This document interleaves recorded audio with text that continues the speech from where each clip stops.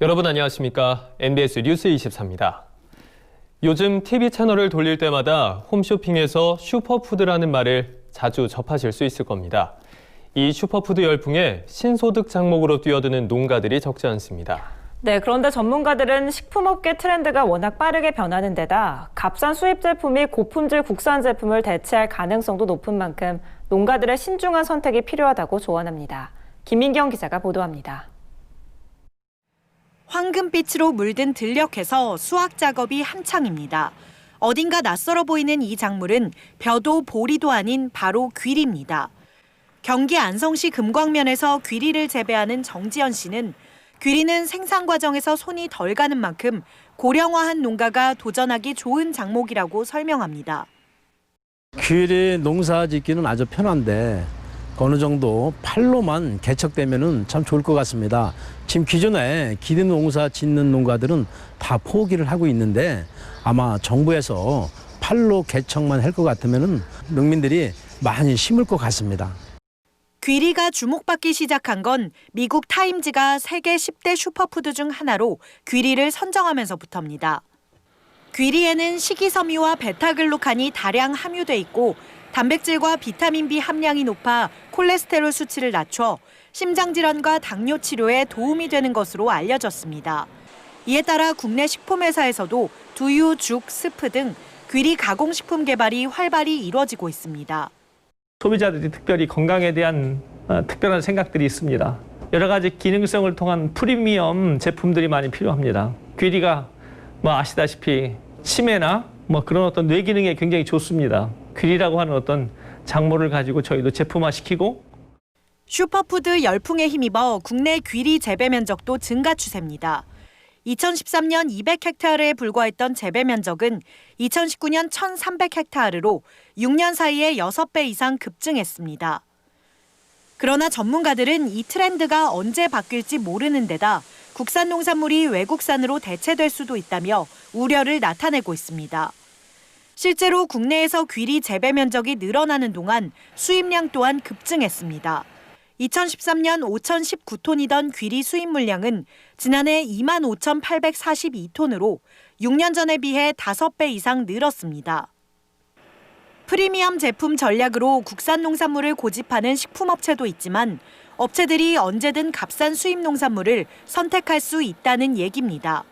이렇게 되면 고품질 국산 생산량은 늘고 농가들은 판로를 찾기 어려워져 가격이 약세를 보일 수밖에 없습니다. 지난해 초 아로니아 사태가 대표적인 사례입니다. 항산화 효과가 뛰어나 왕의 열매로 불리며 주목받았던 아로니아는 재배 초창기인 7년 전만 해도 생과 가격이 1kg에 4만 원까지 나왔습니다. 재배가 손쉽고 수익성이 좋다는 입소문에 농가는 급증했습니다. 2013년 492가구에서 2018년 4,753가구로 늘었는데 결국 지난해 아로니아 가격은 1kg당 1,000원 수준으로 폭락했습니다. 식품업체들이 국산 아로니아 생과를 수매한 게 아니라 값싼 외국산 아로니아 분말을 수입해 사용했기 때문입니다. 또 아로니아 대신 다른 건강기능식품들이 TV 홈쇼핑의 자리를 차지하면서 농가들은 울며 겨자 먹기로 저온 창고에 저장한 아로니아 수십 톤을 폐기 처분하기에 이르렀습니다. 17년까지만 해도 조금 많은 국민들이 찾았었는데 지금은 완전히 찾질 않고 수입산에 빌려가지고 가격 경쟁력도 되지 않고 그래서 작년에 완전히 생산을 포기를 했습니다. 아로니아, 아사이베리, 렌틸콩, 새싹보리. 식품업계 트렌드가 빠르게 변하면서 슈퍼푸드로 주목받는 농산물도 인기 수명이 점차 짧아지는 실정입니다. 도매시장이나 대형 유통업체 등으로 판로가 견고하게 구축돼 있지 않다면 일시적으로 인기를 끄는 작목들은 갑작스레 소비 절벽이 왔을 때 재배 농가만 낭패를 볼 수 있습니다. 성장 가능성이 높은 만큼 유행에도 민감한 슈퍼푸드. 작목을 전환할 때 농가들의 냉철한 판단과 철저한 준비가 필요한 이유입니다. MBS 뉴스 김인경입니다. 수도권에서 확산세를 이어가던 코로나19가 농촌 지역을 다시 덮쳤습니다. 최근 충북 옥천군에서 코로나19 확진자가 잇따라 발생하면서 비상이 걸렸는데요.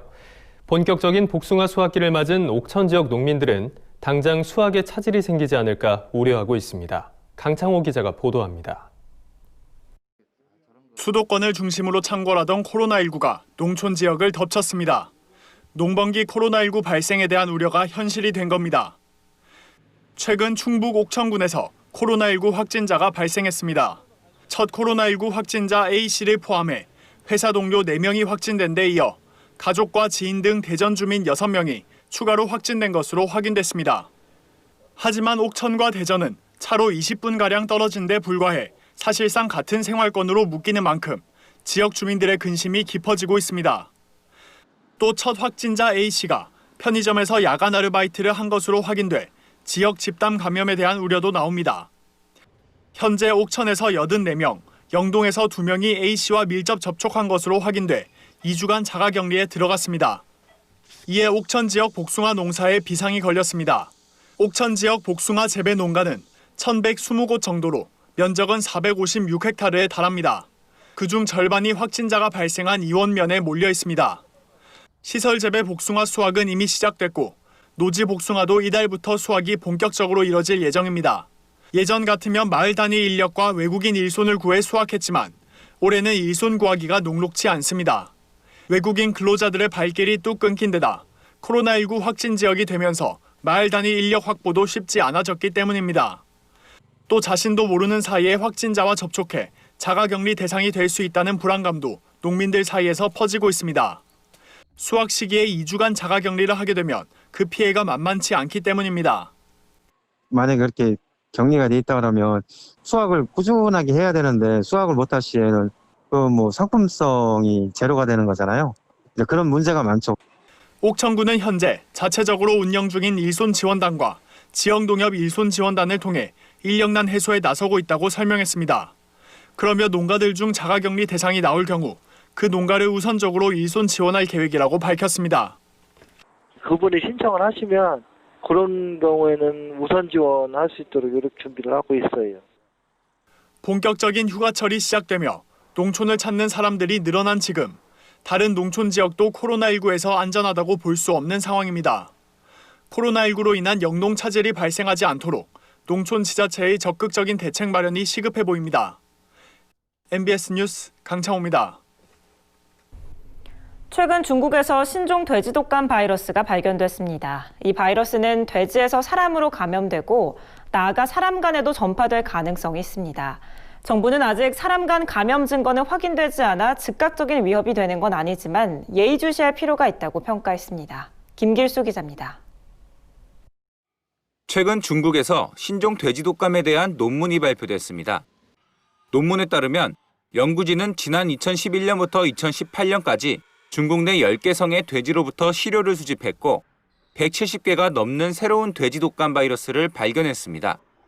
이 중 G4EAH1N1이라는 이름이 붙은 바이러스는 신종 인플루엔자 계통으로 사람에게 감염될 가능성이 높은 것으로 나타났습니다. 연구진이 사람과 호흡기가 닮은 흰 족제비를 대상으로 실험을 해본 결과 다른 바이러스보다 더 심각한 증상을 일으키고 전염성도 강한 것으로 나왔습니다. 실제 바이러스가 돼지에서 사람에게 전파된 사실도 확인됐습니다. 연구진이 돼지 사육장 근무자들을 검사해 본 결과 전체의 10.4%가 바이러스 항체를 보유하고 있는 것으로 나왔습니다. 항체 보유는 이미 과거에 바이러스에 감염된 사실이 있다는 것을 뜻합니다. 이에 따라 중국 정부는 신종 돼지 독감 바이러스 전파를 막기 위해 필요한 모든 조치를 하겠다고 강조했습니다. 최근 우리 정부도 브리핑에서 이 바이러스에 대해 예의주시할 필요가 있다는 입장을 내놨습니다. 하지만 아직 사람 간 감염 증가는 확인되지 않아 즉각적인 위협 단계는 아니라고 평가했습니다. 이 바이러스는 사람 간 감염 증거는 확인되지 않았고 그래서 당장 문제가 된다 즉각적인 위협이 되는 것은 아니라고 생각이 됩니다. 그러나 면밀한 관찰이나 모니터링은 필요하다고 생각을 합니다. 한편 중국 연구진은 논문을 통해 바이러스가 변이를 거쳐 사람과 전염이 더 용이해지면 코로나19와 같이 세계적으로 대유행할 수 있는 팬데믹 바이러스가 될 가능성이 높다고 경고했습니다. MBS 뉴스 김규수입니다. 휴가철 관광객이 즐겨 찾는 농특산물 축제가 올해는 줄줄이 취소되고 있습니다. 코로나19 확산이 누그러지지 않고 있기 때문인데요. 농가 소득의 효자 노릇을 하던 축제들이 무산되면서 지역 경제가 더욱 어려워질까 우려되고 있습니다. 보도에 손현진 기자입니다. 코로나19 사태가 장기화하면서 여름 농특산물 축제들이 잇따라 취소되거나 개최 시기를 연기하고 있습니다. 해마다 관광객이 몰리는 강원도가 특히 심각한 실정입니다. 강원도에서는 피서철인 7, 8월에 다양한 축제가 열리지만 올해는 대부분 취소됐습니다. 홍천 찰옥수수축제와 원주 치악산 복숭아 축제, 횡성의 둔내 고랭지 토마토 축제 등이 취소됐고 화천의 토마토 축제는 잠정 보류 상태입니다. 지역 농가들은 이 같은 코로나19 방역 조치에 대해 수긍하면서도 든든한 판로를 잃은 데 대해서는 한숨을 쉬고 있습니다. 코로나 때문에 그러니까 뭐 어쩔 수 없는 거죠. 확산이 되고 있잖아요, 점점. 우리는 서운해서 할 수 없고 그래요. 다른 지역에서도 농특산물 축제를 취소 혹은 축소하는 사례가 속출하고 있습니다. 충북 영동군은 포도축제와 난개 국악축제 등을 통합한 국악과일 와인축제를 9월 말로 연기했고 세종시는 조치원 복숭아축제를 취소했습니다. 충남 서산의 팔봉산 감자축제와 육종마늘축제도 전면 취소됐습니다. 이들 농산물을 주제로 열리는 축제는 해마다 많은 관광객이 몰려 수억 원 이상의 수익을 냈던 탓에 개최 무산으로 인한 지역경제 침체가 우려됩니다. 지자체들은 코로나19 확산 방지를 위해 어쩔 수 없다는 입장입니다. 다만 일부 지역에서는 축제 대신 농특산물 판매 행사를 열어 농가 지원에 서두르고 있습니다. 충남 청양은 대규모 야외 행사가 준비된 고추 구기자 축제 대신 온라인에서 지역 농산물 특판전을 열기로 했습니다. 또 충북 괴산군 감물면은 감자 축제를 취소한 대신 지난달 농특산물 소비 촉진 운동을 벌였습니다. 축제는 취소를 했어도 그래도 감자 축제가 외부에 인지도는 있어서 감자를 사시고자 하시는 분들이 있으니까 그 팔로워를 개척해 주려고 판촉 행사를 거기 도시민들한테 홍보하면서 진행한 걸로 알고 있습니다. 농특산물 축제 취소로 지역 경제가 심각한 위기에 직면하면서 새롭게 시도되는 비대면 판매와 판촉 행사 등이 지역 농가의 활로가 될 수 있을지 주목됩니다. MBS 뉴스 손현진입니다.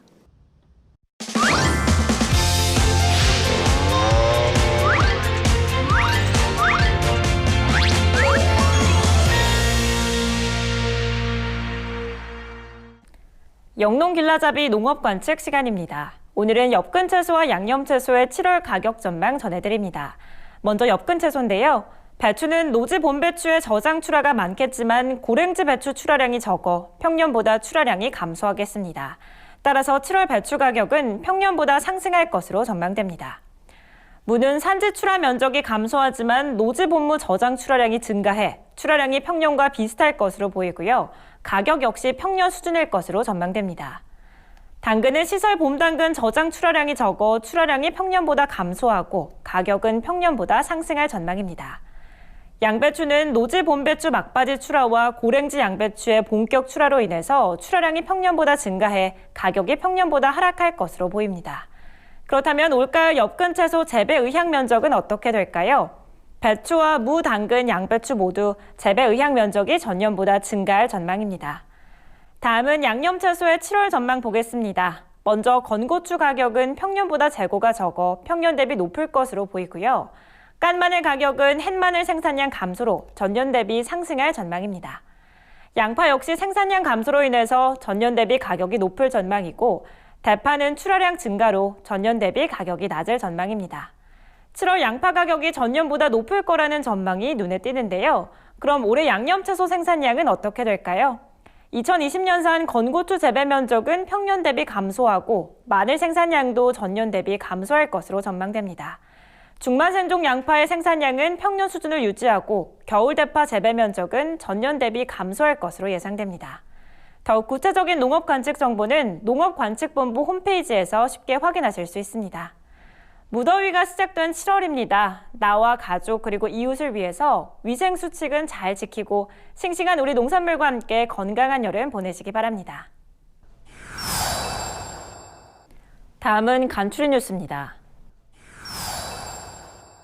농협경제지주는 한국신지식인협회의 제35회 신지식인 인증식 행사에서 이상용 대구 경북 양돈농협조합장이 농업 분야 신지식인에 선정됐다고 최근 밝혔습니다. 이상용 조합장은 고품질 돼지고기 생산 지도를 비롯해 대구시와 협력해 미나리와 삼겹살을 주 테마로 한 미삼 페스티벌을 개최하는 등 한돈 판매와 소비 촉진에 앞장선 바 있습니다. 전국 양돈 조합장 협의 회장을 맡고 있는 이상용 조합장은 이번 수상을 계기로 한돈의 우수한 품질과 맛, 안전성을 널리 알려 지역 사회 발전에도 기여할 수 있도록 최선의 노력을 다하겠다고 밝혔습니다. 경남 하동군과 하동농협이 최근 농협 고전 지점에서 하동 단호박 60톤을 선적해 일본에 첫 수출했습니다. 올해 수출 예상 물량은 총 600톤으로 군과 농협은 이날 60톤을 시작으로 순차적으로 일본에 수출할 방침입니다. 여근호 하동농협 조합장은 수출 농가의 종자비를 지원하고 수집과 선별을 농협이 맡아 고품질 단호박 생산을 위해 최선을 다하겠다고 밝혔습니다. 충청남도가 최근 소비자정책위원회를 열어 충남 지역 시내 농어촌 버스 요금을 각각 200원씩 인상키로 결정했습니다. 도는 향후 정책위에서 결정한 요금을 운임 요율 기준에 맞춰 도내 시군에 전달할 방침이며 시장 군수는 해당 버스 운임 요금을 신고 수리한 뒤 이달 중순부터 시행할 예정입니다. 도 관계자는 요금 인상에 대한 도민 홍보에 만전을 기하겠다며 앞으로 버스 운행 정보 시스템 확충과 버스 승무원의 친절도 향상 등의 서비스를 개선해 나가겠다고 밝혔습니다. 농림축산식품부가 최근 세종 컨벤션센터에서 2020년 제1회 농식품 수출 우수 지방자치단체 경진대회를 개최해 우수 지자체 10곳을 선정했습니다. 이번에 선정된 우수 지자체는 충청남도와 김천시, 군산시, 논산시 등 10곳입니다. 농식품부는 선정된 우수 지자체를 대상으로 사례집을 발간 보급하고 농식품부의 수출 지원 사업 신청 시 가산점 부여, 우선 선정 등 다양한 지원 혜택을 부여할 계획입니다. 농식품부 관계자는 앞으로 경진대회를 매년 정례화해 농식품 수출 지원 정책을 적극 지원하겠다고 밝혔습니다.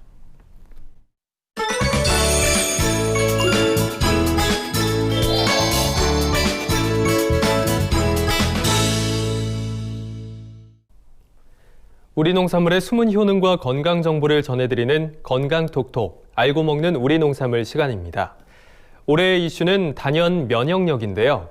면역력이 중요한 화두로 떠오르면서 슈퍼푸드에 대한 관심도 높아지고 있습니다.